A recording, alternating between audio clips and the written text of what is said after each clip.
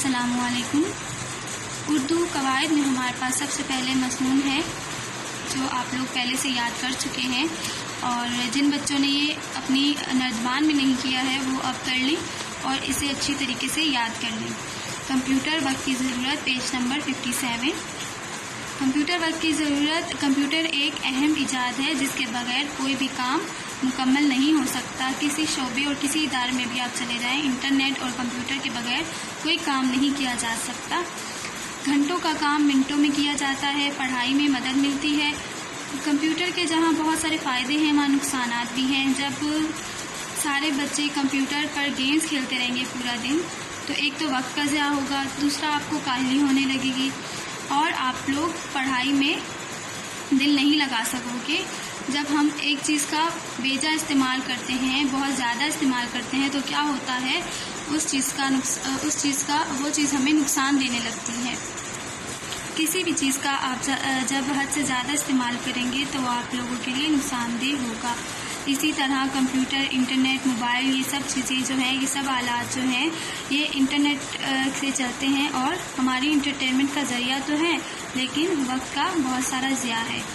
तो कोशिश करें कि इसे ज़रूरत के तौर पर ही इस्तेमाल किया जाए। इसके बाद #26 कहानी नवेसी लालच बुरी बला है। ये भी आप लोगों को अपनी नर्दबान में करना है, पेज नंबर 58। इस कहानी में ये बताया जा रहा है, इससे हमें ये सबक मिलता है कि जब हम किसी चीज़ का लालच करते हैं कि दूसरों की चीज़ भी हमें मिल जाए, हमारा हिस्सा तो हमें मिले लेकिन हमें दूसरों का हिस्सा भी मिल जाए या हमें उससे ज़्यादा मिल जाए, तो क्या होता है कि आप लोगों को अपना हिस्सा भी नहीं मिलता। क्योंकि जब लालच करते हैं तो अल्लाह ताला हमें लालच की सज़ा देते हैं। तो हमें क्या करना चाहिए, हमें उसी चीज़ में खुश रहना चाहिए जो अल्लाह ताला हमें अता करते हैं। ये नहीं कि हम दूसरों की चीज़ों पर नज़र रखें और दूसरों की चीज़ें छीनने की या लेने की कोशिश करें। इससे क्या होता है कि आप लोगों के हाथ कुछ नहीं आता। जैसे इस कहानी में 2 बिल्लियाँ एक रोटी के लिए लड़ रही थी कि एक को लगता था कि एक का टुकड़ा ज़्यादा है और दूसरी को लगता था कि दूसरी का टुकड़ा ज़्यादा है। इसी तरह दोनों लड़ते लड़ते उनकी रोटी का टुकड़ा एक बंदर खा जाता है और वो दोनों भूखी रह जाती हैं, यानी कि दोनों के हाथ कुछ नहीं आता। तो इसलिए कहते हैं लालच बुरी बला है और हमें उसी चीज़ में शुक्र अदा करना चाहिए जो अल्लाह ताला हमें अता करते हैं। #27 सफ़ा नंबर 55 मुतशाबिह अल्फाज। ये आप लोग को अपनी नर्दबान में करना है और इसे याद भी करना है।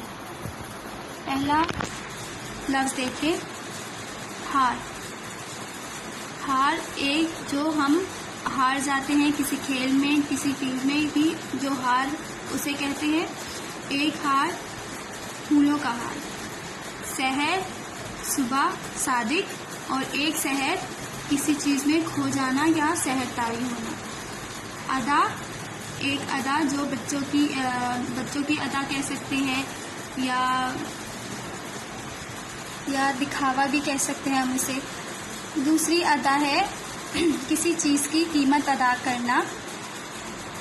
आरा मतलब लकड़ी काटने के लिए एक लोहे का आरा इस्तेमाल होता है, उसे कहते हैं आरा।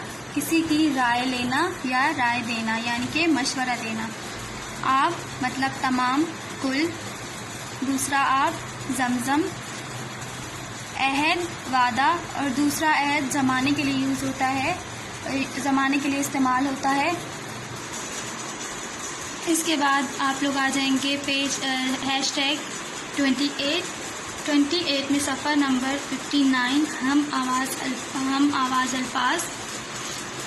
इसमें भी आपको इसी तरह करना है कि जो मिलते जुलते अल्फाज हैं उसके जुमले बनाने हैं। इस तरह जुमले बनाने हैं कि लफ्ज़ों का मतलब वाज़ेह हो जाए। ये काम भी मैं आपको क्लास में पूरा समझा चुकी हूँ, एक्सप्लेन कर चुकी हूँ। और जिन बच्चों ने नहीं किया है वो अपनी नर्दबान में ये करेंगे और जिन बच्चों ने ये कर लिया है वो इसे याद करेंगे। ये इसी तरह करेंगे जैसे मैंने अभी आप लोगों को समझाया है कि 2 लफ्ज़ हैं, इसमें से दोनों में से ऐसे जुमले बनाने हैं जिनके मायने वाज़ेह तौर पर समझ आ जाए। उसके बाद आप आ जाएं #29 में صفحہ نمبر 50 خلاصہ نگاری۔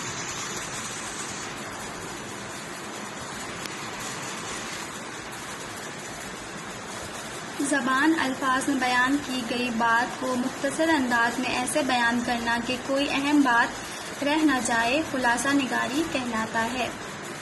مددگار الفاظ پڑوسی، دھوبی، ظالم، بھکاری، باورچی، کامچور، منکر، مورخ، ملاح، چرواہا، تیراک، شہید، مصور، رحم دل، چول، اور۔ مددگار الفاظ کی مدد سے خالی جگہوں کو پر کیجیے۔ نمبر 1، موٹر کار چلانے والے کو ڈیش کہتے ہیں۔ کیا کہتے ہیں؟ ڈرائیور۔ بھیک مانگنے والے کو ڈیش کہتے ہیں، فقیر۔